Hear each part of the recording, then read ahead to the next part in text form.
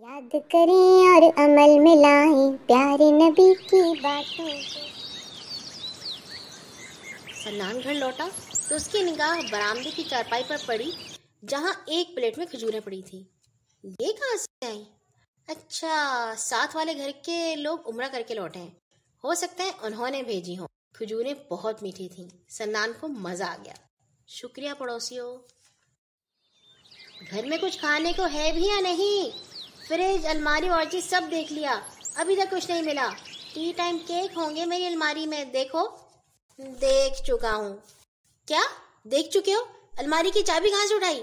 جہاں پر رکھتی ہیں۔ بے تمیز، تم نے میری ریوڑیاں اٹھائی؟ تو اور کیا کرتا، اتنی بھوک لگی ہوئی تھی۔ چھوڑوں گی نہیں تمہیں، پہلے پکڑ کر تو دکھائیں۔ کون؟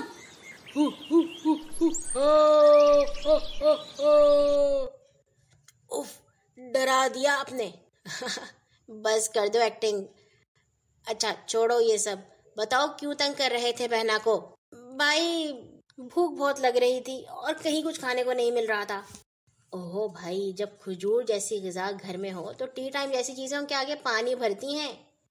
ہم تو بھائی صرف رمضان میں کھجور کھاتے ہیں، اس کے سوا تو نہیں کھائی جاتی۔ ایسے نہیں کہتے حاذق میرے بھائی، کھجور کھانا سنت ہے۔ آپ صلی اللہ علیہ وسلم کا پسندیدہ ترین میوہ خربوزہ اور تازہ کھجور تھا۔ اگر ایسی بات ہے تو آج سے میں بھی کھجور شوق سے کھاؤں گا۔ ہاں حاذق، ایک ساتھ 2 کھجوریں منہ میں رکھنا خلاف سنت ہے۔ پیارے نبی صلی اللہ علیہ وسلم نے ایسا کرنے سے منع فرمایا ہے۔ ایک ایک کر کے کھانی چاہیے، آئندہ خیال رکھنا۔ شکریہ بھائی۔